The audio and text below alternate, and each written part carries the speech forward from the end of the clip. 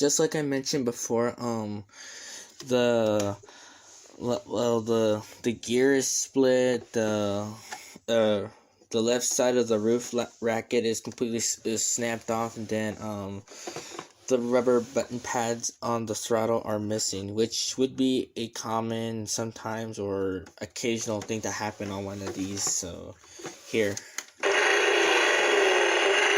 and thank goodness the big gears that are on the axles aren't slick, because these tend to be an issue on some of these.